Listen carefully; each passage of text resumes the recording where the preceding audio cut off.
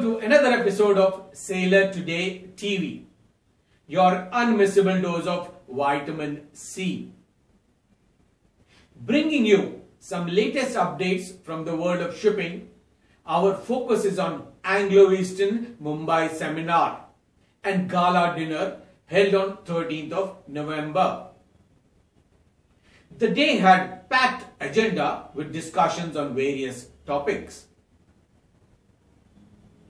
Sailor Today TV met up with Captain P Chawla, Managing Director, who shared his views. Let's listen in. Good evening. Good evening. Junior officers as of now are so confused because of the way the shipping and the ship market is going on. Besides that, a lot of confusion has been created because everybody is talking about unmanned ships. I think you are the right person to put things in the right perspective as to what should they expect in future. Autonomous ships are right now only an imagination. They are a dream. They will not happen at least for 50 years, at least for the deep sea ships. For small little boats going between two small ports in Norway or something, that will happen. Technology will keep improving. But for the deep sea, everybody is thinking about it for at least, not for at least another 50 years. What will change for the young people is that they will need to work in a slightly different maritime industry. So as the technology advances, the people on board may be reducing, but we will have people with seafaring experience who will be working in fleet operation centers. So they may be remotely helping the fewer people on board, and there is already discussion going on about what kind of qualifications will be needed for seafarers who will be working in the control centers. So that is where they should be looking at, that keep track of it. They should be looking at making themselves better at understanding computers, being better at data analytics, because everything is finally coming off of screen. So they should be looking at that part carefully. They should improve their skills in soft skills. That means in things like teamwork, working with teams on the ship with the shore teams. And there will be also a lot of things which will come up with respect to managing the interrelationship between ship and shore teams. So my predictions are that in the next 10 years or so, we will reach semi-autonomous state, whereby ships will start going from pilot station to pilot station or 200 miles off the coast to another coast 200 miles on semi-autonomous mode. So initially the duty officer will be sitting watching the computer, and as the confidence grows in 10 to 20 years time, we will probably have the seafarers doing other jobs but not doing watchkeeping during the daytime. So it's going to be like a UMS bridge. So you take rounds and you do watches by just sitting down there doing other jobs and letting the computers do the navigation.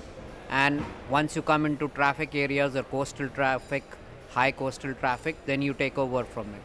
So the seafarers will need to be trained even more than what they are, and they will probably have to learn a lot of new things every 3 to 5 years because the technology is changing so fast.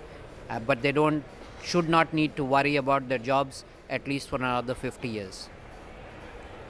Is this format that you just explained, has this been copy-pasted from aviation? Like we see in aircrafts right now, there is a pilot, there is a co-pilot, but most of the time we find them that they are sitting and watching the machines in the cockpit. I think in any industry which gets a lot of automation, that is what happens.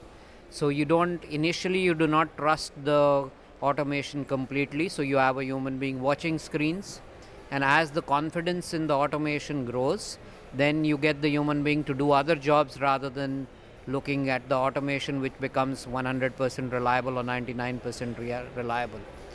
But in the shipping industry, because we still have a lot of issues with respect to improving the quality of the machinery that we have on board. A modern day ship, even coming out today, does not have the redundancy that is required for autonomous or semi-autonomous kind of operation. So first of all, the reliability for all machinery will need to be better. The marine industry does not even have a fixed standard for what kind of sensors to use. So over the next 5 years, people will first start to look at what kind of sensors, how reliable are they, do the testing of it. So in the next 5 to 10 years, we will just be kind of making the regulations for what kind of networks will be there on board, what kind of sensors will be there on board, and slowly the automation will increase. A lot of large companies are trying to give animations of these sleek looking ships, but that's still not a reality. It's not even on the drawing board. I mean, it's not even a design. It's only an animation for creating the euphoria, creating the interest in this kind of shipping. Do you think the training institutes also need to keep pace and change the courses accordingly? Yes, the training centers will all need to change dramatically, because as these newer competencies that are being identified, ability to do data analytics, ability to work with teams, ability to be looking at fatigue with alarms, because they'll need to deal with, as the automation grows, the alarms grow, how to identify the right one, ergonomics on the bridge, ergonomics in other parts of the ship. So all these kind of things would need to go into the syllabus, and there is already discussion going on in the industry.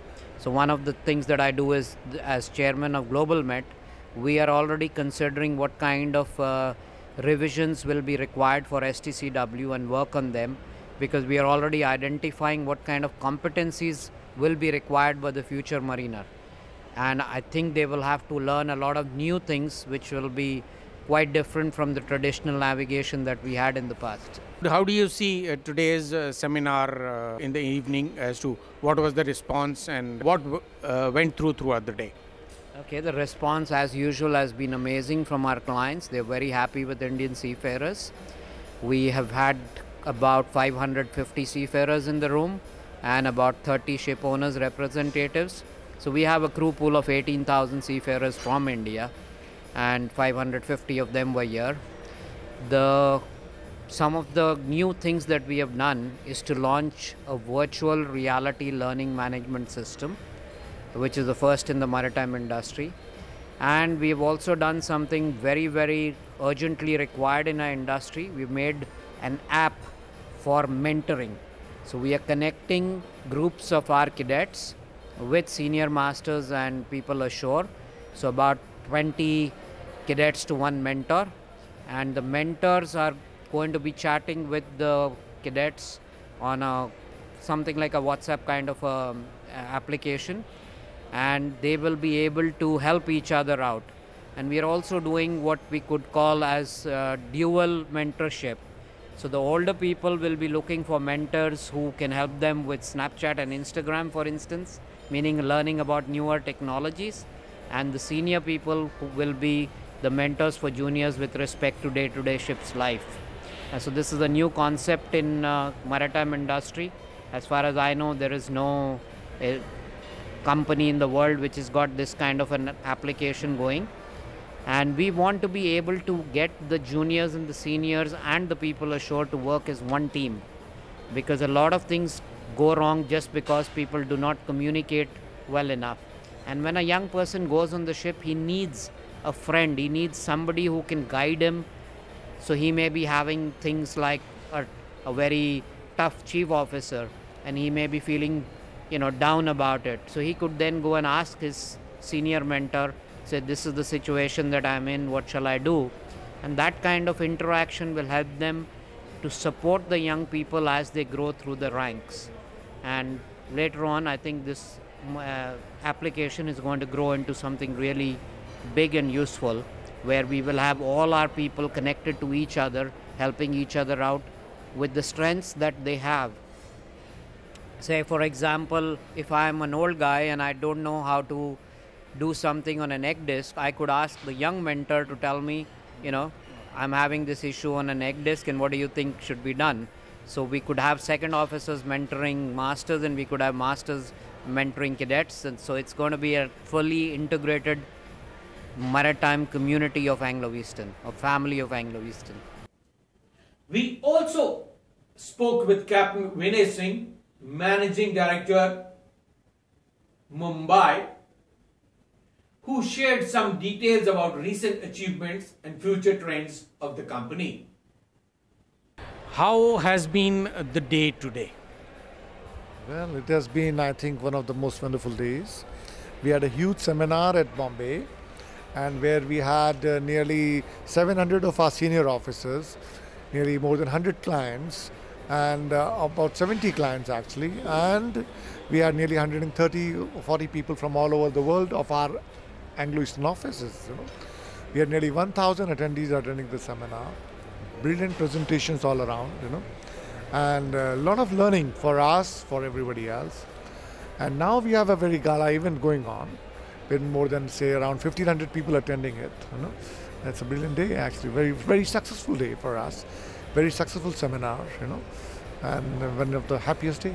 This whole evening we have been discussing a crucial question from the point of view of junior officers, or the people who really want to join Merchant Navy, or who have already joined or just joined Merchant Navy.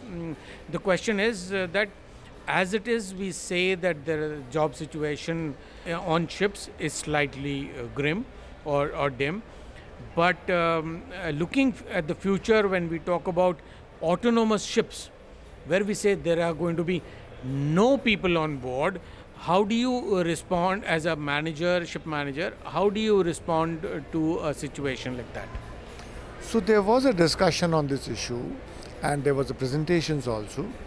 General perception is this, that for at least it will take 25 years for even to reduce the manpower on ship. Forget about autonomous ships, For autonomous ship, maybe 50 years. Today, you can't make a phone which will always work. So making a ship which will always work 24/7 all the time, I think it's not possible as of today. Yes, 50 years down the line, maybe yes. And what will come maybe in near future is something onto coastal run, into a state which has lack of manpower and which has all the functionality to accept an autonomous ship on a short run. Maybe that can work, But on open ocean going ships, the cost of making a ship is so much, and already running into millions of dollars, $100 million, To make it autonomous and to have the backup for that is going to cost another $100 million. Nobody wants to spend that kind of money, So we don't see any challenge in the near immediate future, not in my lifetime, not in the people joining now in lifetime. After that, of course, nobody has seen what will work, So that's what we look at, This is what you want to say to youngsters, that there is nothing to worry for at least their lifetime as of now. So is there a message that you want to give to training institutes who are sort of getting jittery as to should they change their training pattern or subjects, or what should they do? I think training institutes is a different ball game, because training institutes, if they are making people who are going to be shippies in our terms, that who are going to be sailors and who are going to be seafarers, then the DG circular is already saying that they must provide the berths, so they must have correct infrastructure. Not only that, I would say they should look at new solutions, that these people who are coming for training, they don't have to take long leave for examination. The examination system is modular, so that say a person going for second mate's exam can do the modular exam in each of his leave after 6 months of sailing, so that he doesn't have to wait. He doesn't have to waste 1 year after finishing sea time, Similarly, later on in life, he doesn't have to waste time. He can just finish the time and keep sailing and just take 2-3 months leave and finish all the exams. I mean, this is the way to go forward. We can't have people taking 1.5 year, 2 year leave just to do exams. It's not functioning anymore, So training institutes should be actually reinventing themselves to make it more kind of feasible. What is requirement of the day? People today, youngsters, are buying homes, buying cars. They need money all the time. They do not have time to take 2 years of leave without pay. Unless training institutes remodel themselves, put the pressure on the government to remodel the examination system, to have it a modular approach to the system, then it's not going to work. So for those institutes who are just going to work on a market which will just survive forever, it won't. I'm sure innovation is required in this field, and innovation has to come in a modular approach where people don't have to take long leave to do the exams. That's what I feel about it. Moving on to another subject which has been a bone of contention for some time, which we have been talking even at Angloeastern seminars or other seminars, is the attitude of Indian seafarer. Where does it stand vis-a-vis past years right now? I think attitude of Indian seafarer, okay, there may be few bad apples. In general, I don't see much of a problem, actually speaking, and that few bad apples are everywhere in life, So we have to live with that. I mean, I can't say I'm always going to have perfect human being. None of us are perfect, So I don't see that as a big problem. And of course, people today, youngsters coming in, know there is job scarcity. So they are actually shaping up and they are trying to do their best, And I think as an industry, we have to provide more support, more systems so that people can do their job properly, And per se, I don't see really a problem as far as attitude is concerned or whatever. I think the problem is more we don't have infrastructure to support the youngsters actually, who are coming from a different background. Today, my son is not growing up the way I grew up, and like the way we grew up for that matter, right? So I can't expect him to behave same way the way I behave, and that's what we have to adapt to. That's the way the world has to move forward, I think so. Thank you very much, Captain Vinay Singh. It was a pleasure talking to you. Thank you for your time. Thank you for talking to Sailor Today TV. Sailor Today TV also caught up with Mr. Swapan Viswas, Technical Director, Genco Shipping and Trading Limited, one of the principals of Angloeastern, who also shared his thoughts with us. Good evening. Welcome to Sailor Today TV. In one line, how do you describe your relationship with Angloeastern? Genco has outsourced its technical operations, technical services to third-party managers, and both of them are premier managers. One is Angloeastern in Hong Kong, and the other one is Wallam. So we have had a relationship with Angloeastern ever since 2006. So we've had 12 years of good cooperation with them. Today was a packed agenda, as I call it. So how do you describe the day spent vis-a-vis your company? Yes, today was today's event.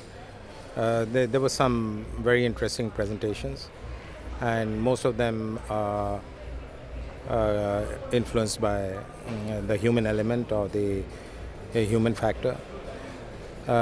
Yesterday, though, was a very exciting interaction with only a Genco-only seminar, which was on safety and loss prevention. And Angloeastern and Wallam both participated with the officers who are serving on Genco ships. And it was very educative and interactive with the seafarers. And it was something that we have started with Angloeastern and Wallam every 6 months. And we think it's going to give a lot of value to first our relationship with our managers, and secondly to educate the ship staff who have come from all over India to be present in this seminar, and hopefully they will get value from all the experience that is being that these presentations and this educational training has been done through our technical managers. Sir, there's a lot of confusion in the minds of junior officers about the future, since a lot is being spoken about unmanned ships. So especially those guys who have just started their career or are looking forward to their career are confused as an owner. What do you have to say about the future? I'm basically from the old school. I believe that we need to have a human operator operating such ships or cars or anything for transportation. I don't see in the foreseeable future the autonomous ships coming in. I think they will try in many ways to bring that out because technology is changing in such a rapid state. In my opinion, I don't think that we will see a completely autonomous ship, large carrier, probably in this century. Moving on to the attitude of Indian seafarer, which has been debated and which has been spoken about for quite a few years. So what is your take on that for this year vis-a-vis last year?